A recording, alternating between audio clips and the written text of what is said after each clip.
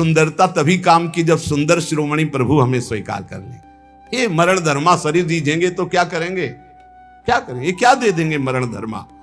इसलिए अति दुर्वारा इंद्रिय वैरिण आमर्दयंती सततम माम। गौर से देखो तो प्रभु दिखाई देने चाहिए, अन्यथा कुछ नहीं है इनमें। कौन सा सुंदर रूप है, कहां सुंदरता है, कहां सुंदरता रह गई है। बहुत विचित्र स्वभाव। आज जो हमारे समाज का स्वरूप बिगड़ता चला जा रहा है, बुरा जरूर लगेगा, लेकिन बाबा जी हैं, अगर हमारी बात नहीं तुम्हें समझ में आएगी तो तुम्हारी हिम्मत नहीं कि कोई कहे, इसीलिए हिम्मत से कह रहे ए भाई, ये अंग प्रत्यंग ढकने के लिए है, अंग प्रत्यंग ढकने के लिए। इनकी पवित्रता, इनकी उज्जवलता, इसको आप बिखेरो मत। आपका चरित्र महान तो आपका जीवन महान हो जाएगा। इससे आप महान नहीं बन जाओगे, इससे महान नहीं बन जाओगे, नहीं। जितना पवित्रता, गांव के बड़े बूढ़े से, अब हमें तो पता नहीं, लेकिन हम अपने सामने देखा है इतना तुरंत हो गया। बूढ़ी बूढ़ी का पानी लाना तो पानी, घर में घुसेंगे तो ऐसे पूरा घर सावधान, एकदम ऐसे। बड़े बुजुर्ग, मर्यादाएं थी, पवित्रता थी, उसी का परिणाम राष्ट्र भक्त, भगवत भक्त, प्रेमी संतानें होती थी, चाहे बच्चा हो चाहे बच्ची हो, एक से एक उज्जवल कीर्ति वाले। आज बच्चा बच्ची ऐसे हो रहे हैं, अपने माता पिता को पीट रहे हैं, अपमानित कर रहे हैं, मनमानी आचरण कर रहे हैं, और कह दो तो ऊपर से अंकुश आ जाए। तुम होते कौन हो कहने वाले, कौन होते हो कहने वाले? कोई किसी को कह नहीं सकता। नहीं, हम इसलिए कह सकते हैं कि हम शास्त्र, संत, गुरुजन, इनका अधिकार है समाज पर, और समाज का इनके ऊपर अधिकार है। अगर हम गलत हैं तो पूरा समाज विरोध कर सकते हो, और अगर तुम गलत हो तो हम पूरे समाज का विरोध कर सकते हैं।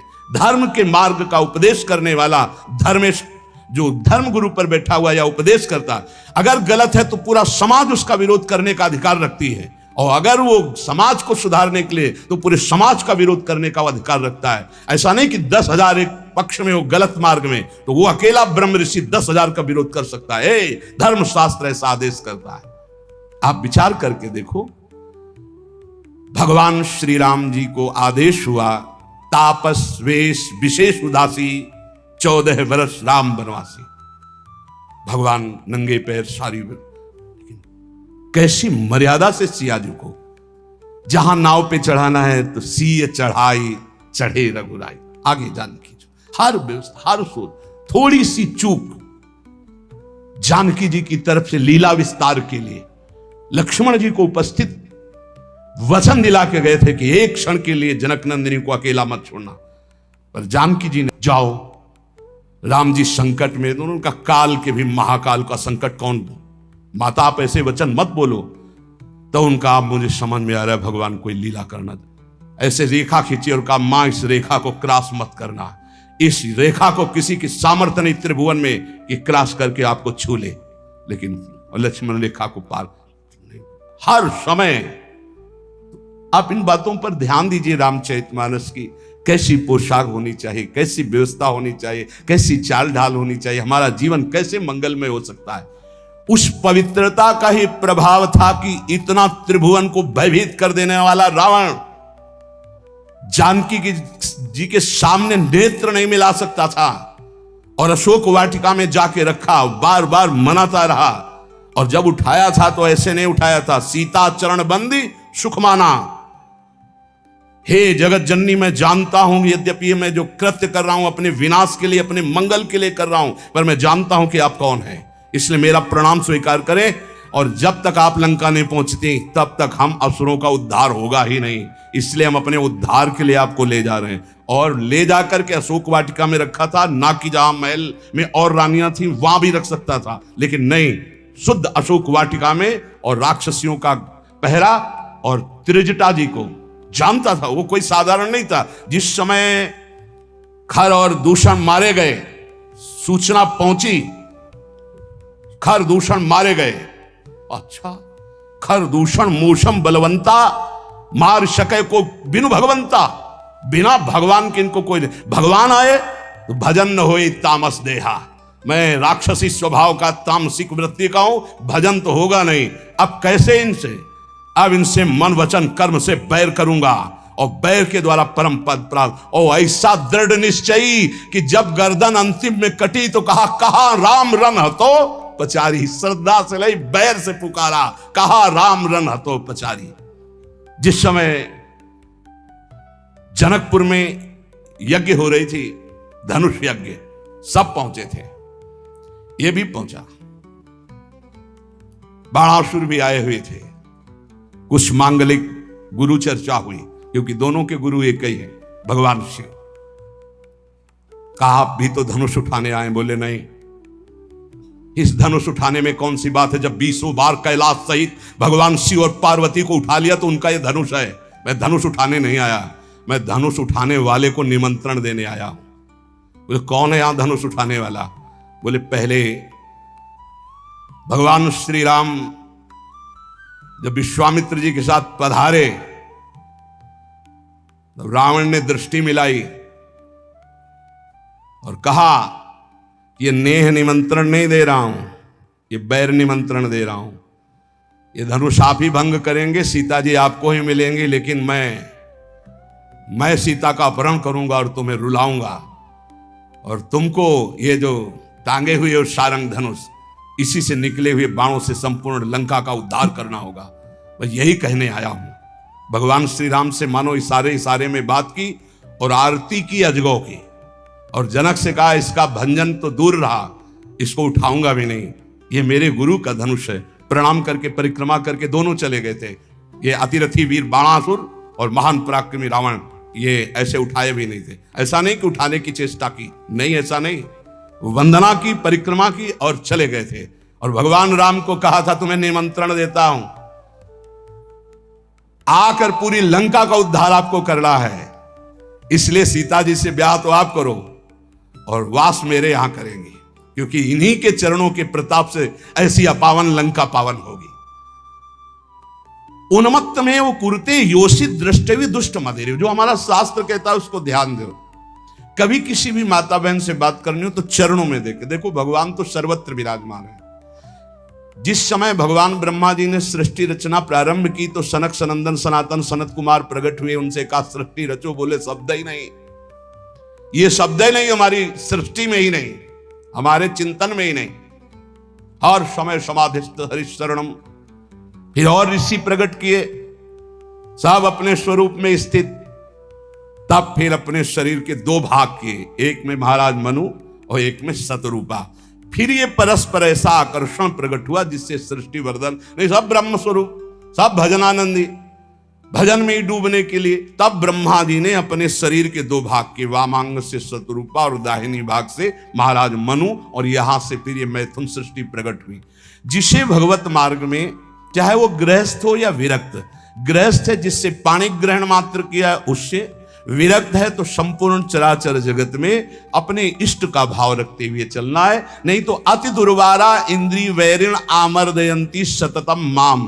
देखो जब अच्छा साधक कहीं गड़बड़ हो जाता है तो वो अपने जीवन को ही नष्ट कर देता है। ये अपने वृंदावन की बात है कि दरपानी घाट की तरफ कोई साधक एकांतवास कर, अभी हमसे कल प्रश्न हुआ कि नए साधक को एकांतवास करना चाहिए या सत्संग साधु समागम।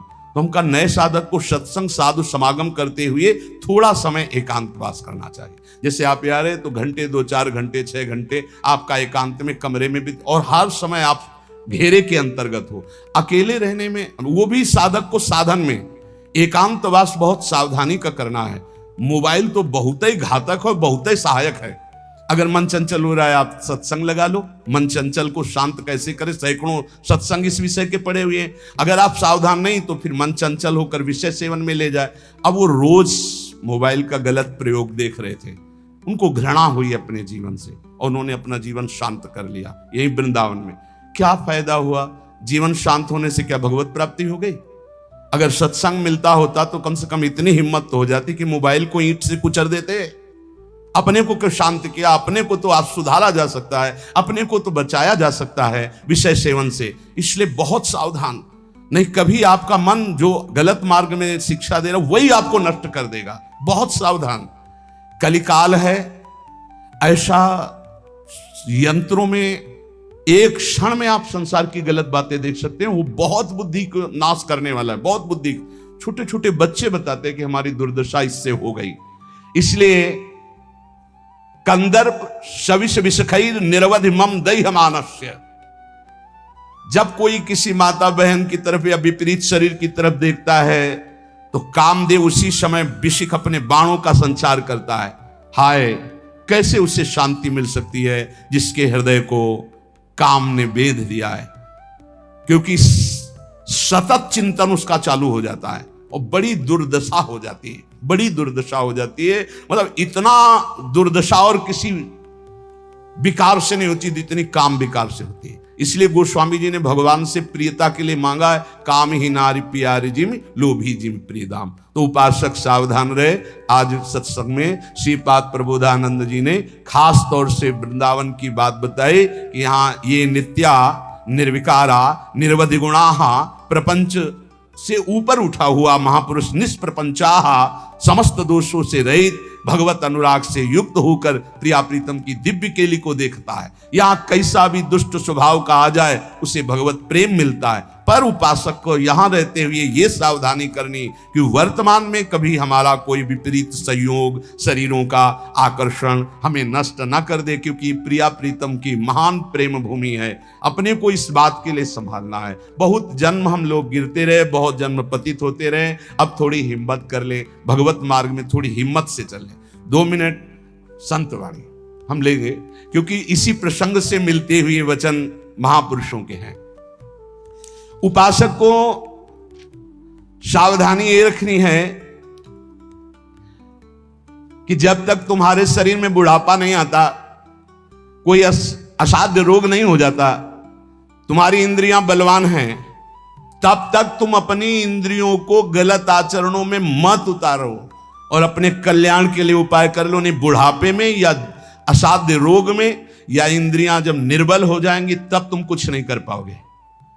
जो मनुष्य दूसरे प्राणियों के शरीरों की हिंसा करके या हिंसा करवा के या हिंसा का अनुमोदन करके अपने शरीर को पुष्ट करता है, जैसे पशुओं को लाके काट के फिर खाना, बोले हम काटते तो नहीं, दुकान से ले आते हैं। तो दूसरा, हम लाते भी नहीं है, मंगवा लेते हैं। तीनों को बराबर नरक मिलेगा। कर्ता प्रेरक अनुमोदन, प्राणियों की हिंसा करना, हिंसा करवाना, हिंसा का अनुमोदन करना, ये स्वभाव भगवत मार्ग से बिल्कुल विपरीत ले जाएगा। संतों की बातें, भगवत भक्तों की बातें, शास्त्र की बातें जहर जैसी लगेंगी ऐसे लोगों को, और अगर सुन लिया श्रद्धा से तो सुधार भी हो सकता है। किसी भी तरह से किसी भी जीव को मार करके खाना जो हमारे शास्त्र के विरुद्ध है, वो तुम्हारे लिए हिंसा बहुत बड़ा पाप होगा। जीव तो सब में है, जीव बिना जीवे नहीं। मूरी में भी जीव है, गाजर में भी जीव है, आलू में भी जीव है, अरहर के पेड़ में भी जीव है, उर्द के भी पेड़ में, गेहूं के भी पेड़ में, लेकिन वो हमारे खाने के लिए शास्त्र सम्मत है। लेकिन ये दूसरे अन्य जीवों के मारकर खाने की बात मानव शरीर के लिए नहीं, राक्षसी भाव के लिए, जो राक्षस हैं उनके लिए है। संसार में जितने भी जीव हैं, मन से, वचन से, शरीर से जब किसी को दंड नहीं दिया जाता तो अपने सारे पाप नष्ट होने लगते हैं और उसे कोई भी दुख भोगना नहीं पड़ेगा। उसके दुख देने वाले पाप कर्म क्षय हो जाते हैं। सभी जीव को चाहिए कि ये बात समझ लें, सब यहां जीना चाहते हैं, सब अपने शरीर को सुखी रखना चाहते हैं। अगर किसी भी प्राणी को तुम मारते हो या उबालते हो या खाते हो तो तुम्हारा नाश निश्चित है, तुम्हारी दुर्गति निश्चित है। अपने स्वार्थ के लिए, काम से, क्रोध से, भय से यदि किसी को पीड़ा पहुंचाते हो, काम से 4 लोग मिलकर किसी के साथ ऐसा अभद्र व्यवहार करना या मार देना या ऐसा कर देना, तुम ये सत्य समझ लीजिए कि तुम्हारी दुर्गति पक्की है। ये महापुरुषों के वचन है। जो श्रेष्ठ, परोपकारी, निश्चय पूर्वक दूसरों के दुख को दूर करने की बात करने वाले हैं, वही मानव जीवन धारण करने का लाभ लेते हैं। क्रोध से, लोभ से, भय से या हास्य से भी पापकारी बात कभी मत करो। पाप वाली बात हंसी मजाक में भी मत बोलो। जो साधक आत्मज्ञान प्राप्त करना चाहता है उसे चाहिए सत्य बोले, परिमित बोले, थोड़ा बोले, और संशय रहित बोले, परिपूर्ण स्पष्ट बोले, अनुभूत बोले, और वाणी को चंचल ना होने दे, मर्यादा से बोले। ऐसा बोलने वाला साधु परमार्थ की उन्नति को प्राप्त होता है। सत्य बोले, थोड़ा बोले, संशय रहित बोले, परिपूर्ण स्पष्ट शास्त्र सम्मत बोले, जो बोले अनुभव से बोले, वाचालता रहित होकर बोले, वो परमार्थ का पथिक होता है। जो भाषा सत्य है पर कठोर है, दूसरे को दुख पहुंचा रही है, बड़ी रूखी बात है, वो नहीं बोलनी चाहिए। जिसे आत्मशोधन करना है उसे ब्रह्मचर्य रहना ही है, इसीलिए इसको शुरू किया। जिसे ब्रह्मचर्य रहना है उसे शरीर को चिकना बनाना, श्रृंगार करना, यह सब छोड़ देना चाहिए। फिर अभी कुछ दिन बाद शरीर छूट जाएगा, फिर लकड़ी में जलेगा भाई। चाहे जितना इसे पाउडर लगा लो, चाहे जितना इत्र छिड़क लो, आग में जलेगा कुछ दिन। बोले कुछ दिन क्यों, अभी तो हम 30-40 साल ऐसे निकल गए। ऐसे अब पता नहीं 30-40 साल है कि नहीं है, ऐसे निकल जाएंगे। ब्रह्मा जी के यहां कमल की पंखुड़ी में जितने में सुई छेदो उतने में 1 वर्ष हो गया। अपने 100 वर्ष कितने हुए, 112 से ऐसे ब्रह्मलोक में करे तो हो गया। अपने शरीर को ज्यादा श्रृंगार, सुख, सुविधा, प्यार मत दो। जितने से भजन बन जाए, धर्म बने, उतना ही दो।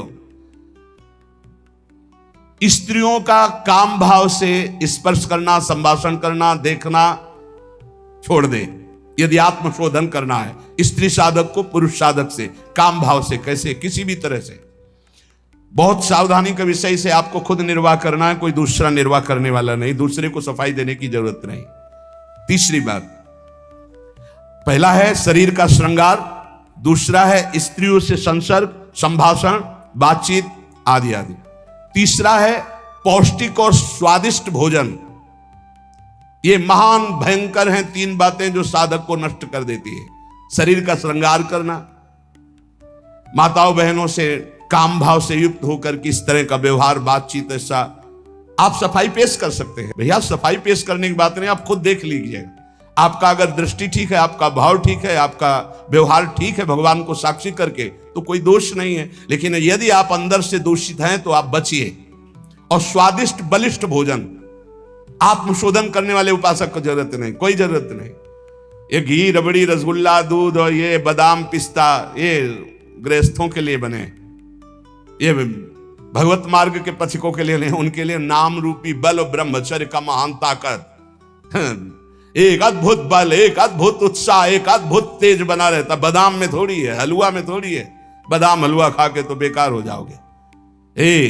शुद्ध सात्विक थोड़ा अन्न एक बार डाल लिया शरीर पोषण के लिए, बस जल, व्यायाम, प्राणायाम, ब्रह्मचर्य, इससे बहुत बड़ा बल प्राप्त होता है।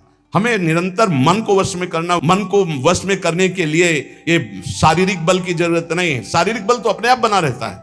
उत्साह, एक आत्मिक शक्ति, एक बल, एक अलौकिकता रहती है, ये निकृष्ट आचरण करने से नहीं।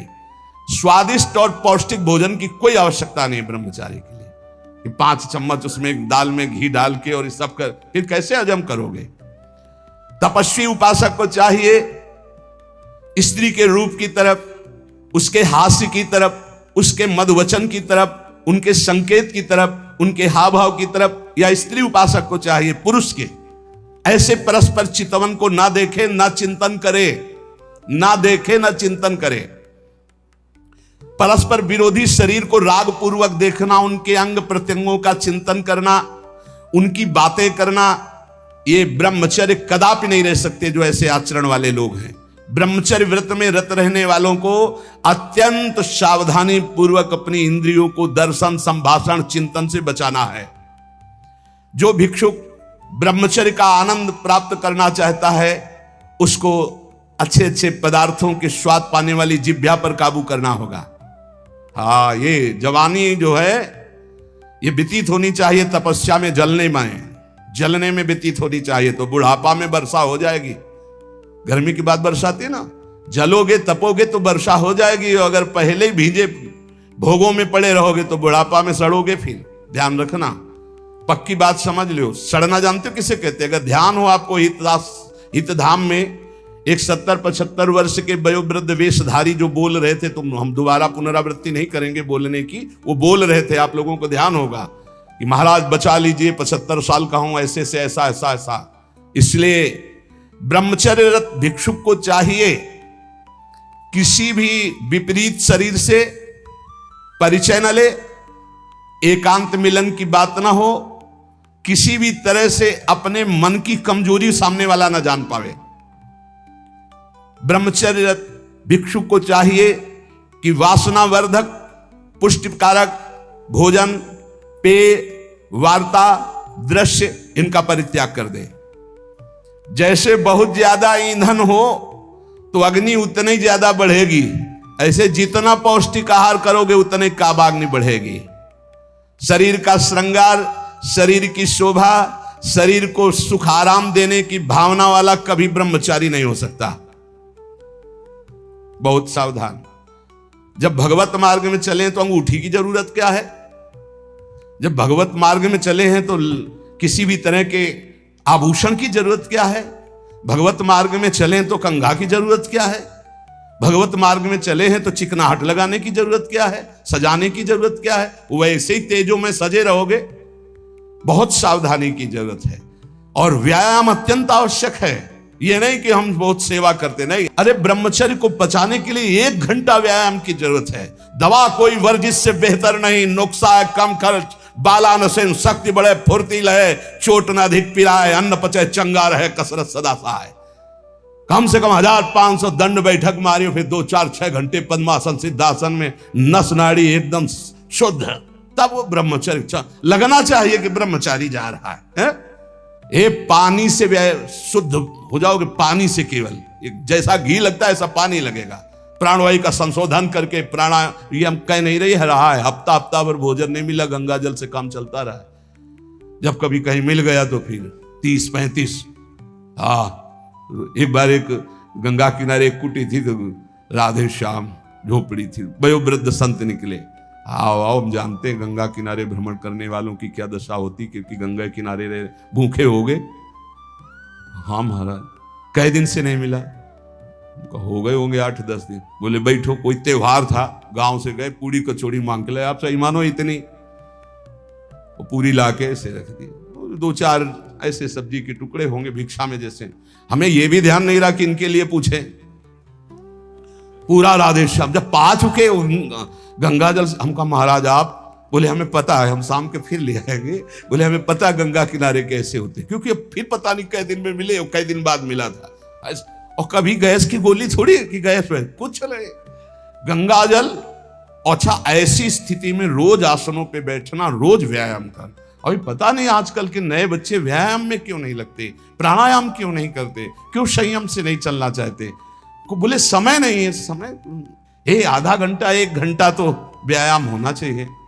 ये व्यायाम जरूरी है, गृहस्थ हो या विरक्त, आधा घंटा व्यायाम। मोटरसाइकिल भी जब चलाते ना लोग तो पहले रेस में डालते हैं, नहीं एकदम धुआं करके रेस में, फिर वो एकदम गर्म। जब तुम भी रेस में डालो, सुबह उठ के 2 बजे उठे, छत में चले गए 3 बजे तक दंड बैठक व्यायाम प्राणायाम करके एकदम फुर्सत पाए, सत्संग में ऐसे बैठे। ब्रह्मचारी मतलब आग, ब्रह्मचर्य मतलब आग, आप सच्ची समझो आग। पैर ऐसे पड़े जैसे आग में पैर पड़ते। आग में पैर कैसे पड़ते? ऐसे ब्रह्मचारी चलता है क्या है, जैसे कि लहरी नहीं एकदम चिलचिलाती भागती है, ऐसे ब्रह्मचर्य का जीवन होता। पता नहीं तुम लोगों की बातें समझ में क्यों नहीं आ रही। हाँ, सच्ची बात कहते, ब्रह्मचर्य में खान पान वाली बात की नहीं कि रबड़ी रसगुल्ला हो तब चिकना, वो तो पेट चिकनाएगा, पेट चिकना मिलेगा एकदम। और ब्रह्मचारी के नेत्र होते हैं, नेत्र बोलते हैं, जैसे जंगली सिंह के नेत्र नहीं, ऐसे ब्रह्मचारी के नेत्र होते हैं। उसके नेत्र में एक पावर होता है, एक दबाव पक्ष होता है, वो जिस पर नेत्र डाले तो एक बार झुक जाए सामने वाले के नेत्र। ब्रह्मचर्य का ऐसा पावर, देवलोक सहित समस्त देवता उसे नित्य नमस्कार करते हैं जो ब्रह्मचारी होता है। जो भिक्षुक वीतराग, शारीरिक और मानसिक ब्रह्मचर्य से परिपक्व, शारीरिक ब्रह्मचर्य और मानसिक ब्रह्मचर्य मन और 5 ज्ञानेंद्रियों के द्वारा किसी भी विषय का धर्म विरुद्ध भोग नहीं। ये ब्रह्मचर्य धर्म है, ये ध्रुपद है, ये नित्य है, ये शाश्वत है। पूर्व काल में कितने महामुनि इससे सिद्ध हो गए, इसलिए वर्तमान में और भविष्य में भी जो शुद्ध ब्रह्मचर्य का पालन करेगा वो परम पद का अधिकारी होगा।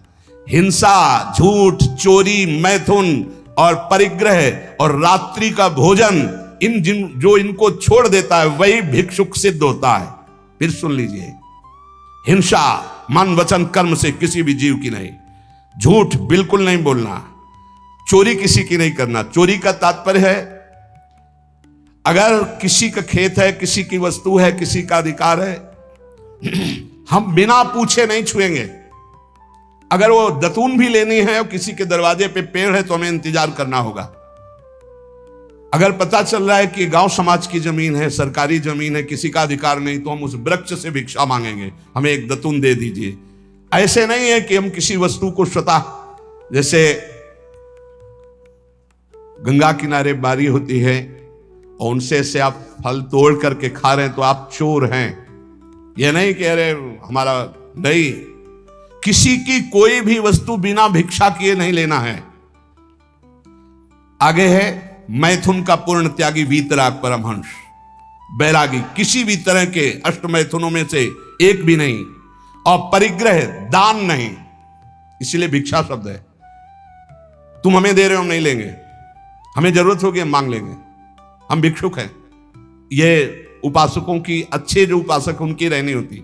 ले 100 रुपया नहीं जरूरत है हमें, आधा घंटा बाद जरूरत होगी तो हम किसी से मांग लेंगे। भाई अगर हमें जहां लगेगा तो हम 5 लोगों से मांग लेंगे अगर जरूरत है, लेकिन हम तुम्हारे देने पर नहीं लेंगे। तुम्हारे देने पर दान होगा और हमारे लेने पर भिक्षा होगी। हमें जब आवश्यकता होगा, जहां से श्री जी प्रेरित करेंगे, हम मांग लेंगे, हमें नहीं चाहिए। हिंसा, झूठ, चोरी, मैथुन, परिग्रह और रात्रि का भोजन, ये साधक कभी रात्रि में भोजन न करे।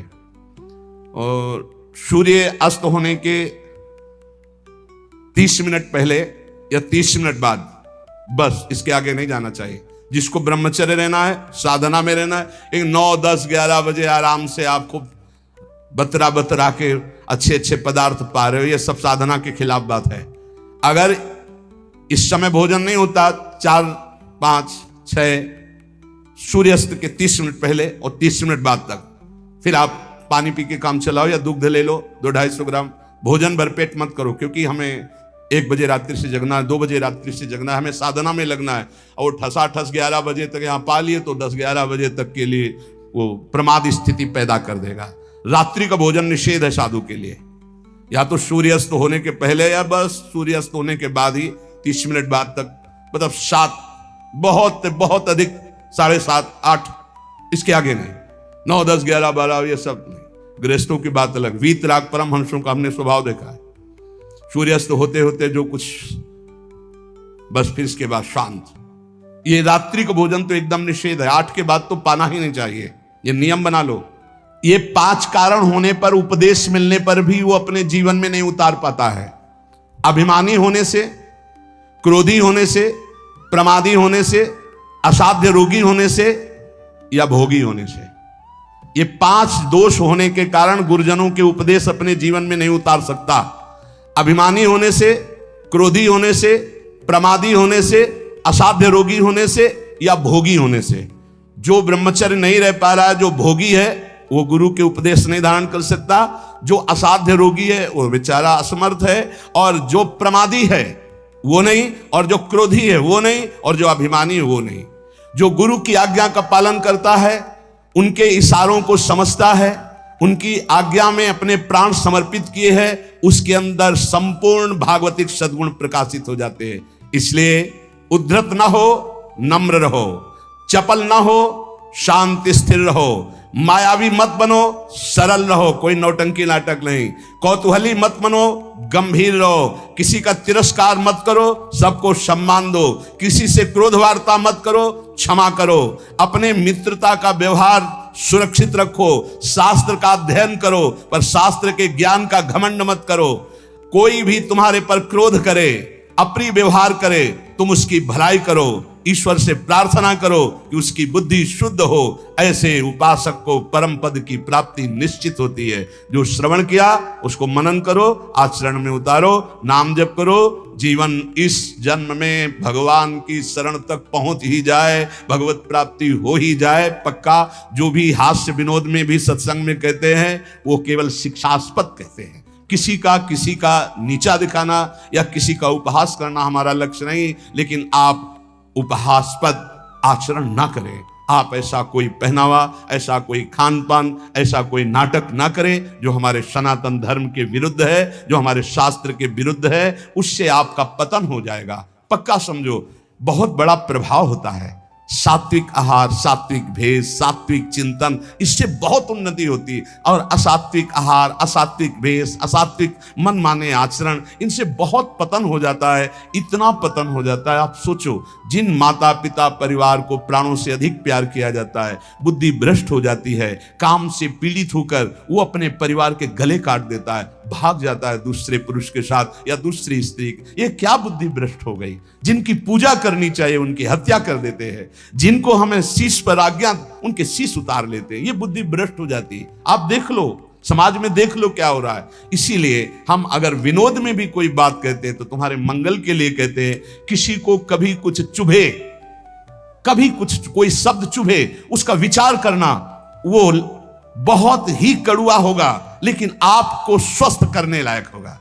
जैसे कुछ ऐसी औषधियां होती, कुछ ऐसे चूर्ण होते हैं, बड़े कड़वे होते हैं, नीम जैसे लगते हैं, लेकिन वो आपका परम मंगल करते हैं। इसलिए प्यारे, हमारा किसी को दुख पहुंचाना उद्देश्य नहीं, हमारा उद्देश्य तुम्हें परम सुख प्रदान करना। पर तुम अपनी स्थिति को, अपने धर्म को, अपने आचरणों को भूल गए और मनमानी आचरण कर रहे हो, इसलिए तुम्हें जरूर बुरा लग सकता है। जैसे शास्त्रों में बार बार ये आकर्षण की निंदा की गई। अब अज्ञान के कारण, न जानने के कारण वो शास्त्रों को कहते हैं अरे स्त्री की शरीर की निंदा की, तो किसी के शरीर की कोई कौन सी वंदना की गई है। पुरुष का शरीर चाहे स्त्री का शरीर है तो पांच भौतिक परस्पर आकर्षण की निंदा की गई, परस्पर अधर्माचरण की निंदा की गई। अगर आप शास्त्र सम्मत बातों को विचार करके देखें तो आज जो हमारी दुर्दशा हो रही वो शास्त्र न मानने से हो रही, शास्त्र की आज्ञा का पालन न करने से हो रही। प्रातः काल उठ करके भूमि के चरण छूकर बड़े बुजुर्गों को नमस्कार करके भगवत आराधना करके अपनी दिनचर्या में जाते हैं, उनका देखो कैसा आचरण होगा। जो सुबह से ही उठे गंदे आचरणों का चिंतन, गंदी वार्ता, गंदी क्रियाएं, पशुता छा गई है। इसलिए प्यारे, आज किसी भी प्रलोभन से यदि हमारा मन लुभायमान होगा तो हम शास्त्र की सही बात तुम्हें नहीं बता पाएंगे। और अगर हमारा उद्देश्य आपको भगवत प्राप्ति कराना है, आपका मंगल कराना है, तो निर्भय होकर दहाड़ते हुए आपसे कहेंगे, और आप प्यार से सुन लेना। थोड़ा कड़वा लगेगा लेकिन आपको बहुत ठीक कर देगा। ये सुदर्शन चूर्ण है, बड़ा कड़वा होता है सुदर्शन चूर्ण, लेकिन जिसका बुखार ना उतरता हो, नियम से सुदर्शन चूर्ण पाए, उसका बुखार उतर जाएगा। ऐसे ये जो माया का बुखार है ना, सत्संग रूपी सुदर्शन चूर्ण पाओगे, ये उतर जाएगा। नाम जप करो, सत्संग में कभी बुरा मत मानना। साधु शास्त्र और गुरुजनों की बातें ये सदैव परमार्थ की उन्नति पर चढ़ाने वाली होती है। एक बार हृदय को सुनाना, ऐसा कि कड़वा सुन करके मुझे विचार हो कि मेरे जीवन में गंदगी क्या है और उसे दूर करना है, तो आपको अच्छा लगने लगेगा। शास्त्र जब बोलता है तो सत्य बोलता है, धर्म प्रिय बोलता है, उसमें आपका परम मंगल छुपा होता है। इसलिए कभी कभी कोई बात ऐसी उपहासास्पद या कड़वी लगे तो आपके मंगल के लिए तस्मात् शास्त्रम प्रमाणम है। और जहां कभी किसी को संशय लगे कि आपने बात कही थी कहां से प्रमाणित है, तो आप हमसे हृदय से पूछ लेना। वो कहीं ना कहीं लिखी होगी, आप देख लेना, कहीं ना कहीं लिखी होगी। सात्विक कैसे वस्त्र धारण करने चाहिए शास्त्र आज्ञा करता है। चाहे पुरुष हो चाहे स्त्री हो, वस्त्रों का बहुत प्रभाव है। कैसे आपको श्रृंगार करना है शास्त्र आज्ञा करता है। पातिव्रत धर्म का पालन करने वाली सौभाग्यवती पत्नी अपने पति को रिझाने के लिए षोडश श्रृंगार करती है, बाहर नहीं। बाहर वो गंभीरता पूर्वक कुछ ऐसे सौभाग्य चिन्ह धारण करके सौम्य भाव में रहती है। ऐसे जो आदेश हुए उनसे हमारे धर्म की रक्षा होती है, उनसे हमारी मानसिकता पवित्र रहती है। लेकिन पातिव्रत धर्म, एक पत्नी व्रत धर्म जो शास्त्र आज्ञा करता है, या ब्रह्मचर्य व्रत धर्म अब ग्रंथों में लिखे रह रहे, कोई बिरला इन बातों को समझ रहा है। नहीं, विदेशी आचरण हमारे देश में पधार रहे। ये जो धर्म स्थलियां हैं, विदेशी भाव आ रहे। तो हमें लगता है सत्संग ही है एक जो तुम्हें डांट सकता है, सत्संग ही है जो तुम्हें झकझोर सकता है, सत्संग ही है जो तुम्हें गिरे हुए को शब्द के द्वारा उठा सकता है। आज गुरु कृपा से, श्री जी की कृपा से हजारों लोग इन्हीं कड़वी बातों को सुन सुनकर उठकर खड़े हो रहे हैं, अपने गंदे आचरणों का त्याग करके भगवत मार्ग में चल रहे। इसलिए सबसे प्रार्थना है, नाम जप करो, जो तुम्हें कड़वा लगे उसे बार बार मनन करो, वो तुम्हारे मन की गंदगी को दूर करके प्रियालाल से मिला देगा। विश्वास करो, प्रियालाल से मिले बिना ये मनुष्य जीवन बिल्कुल व्यर्थ जीवन है। फिर और योनियां देखो, ऐसी गर्मी हो रही है, पानी जगह जगह, छोटे छोटे सरोवर जो होते थे वो सूख चुके हैं, पानी की बड़ी अव्यवस्था है। सोचो उन पशु पक्षियों को जहां आसपास नदी नहीं है। पहले तो धर्मात्मा लोग छोटे छोटे ऐसे पानी की व्यवस्थाएं करते थे पशुओं के लिए। सैकड़ों जगह वृंदावन में ऐसी नादी बनी हुई थी जिनमें शीतल जल भरा होता था गौओं के लिए। एक जगह भी खोजना मुश्किल हो जाएगा। पशुओं के लिए, पक्षियों के लिए पानी की बड़ी व्यवस्था है। तुम तो मनुष्य बिस्लरी की बोतल खरीद लोगे, उनको कहां से है? विचार करके देखो। तो अगर हम अन्य योनियों में जाते हैं तो कितने भयानक दुख हमारे ऊपर होंगे। जंगलों में पानी सूख रहा है, पानी की कोई व्यवस्था नहीं। बहुत से ऐसे पशु पक्षी हैं जो चल करके जाकर के नदी में पानी नहीं पी सकते, उनको वहीं नजदीक पानी चाहिए। कहां पानी की व्यवस्था है? पहले हमने देखा है इसी वृंदावन में बड़े बड़े ऐसे पात्रों में पानी भरा हुआ है पशु पक्षियों के लिए, और नादी बनी हुई बड़ी बड़ी, उनमें शीतल जल भरा हुआ गौओं के लिए। बड़ी उदारता रहती थी। 50 जगह लोग शीतल मट के लिए जल प्याऊ थे सबको पिलाने के लिए। सब धर्म धीरे धीरे ह्रास होता चला जा रहा है। इसलिए उठो, धर्म के मार्ग में चलो, दूसरों का हित करो, शरीर के सुख की ज्यादा चिंता मत करो। ये लकड़ी में रखकर जलाया जाएगा या गाड़ दिया जाएगा, इससे कमा लो तपस्या, ब्रह्मचर्य, संयम, नियम, नाम जप।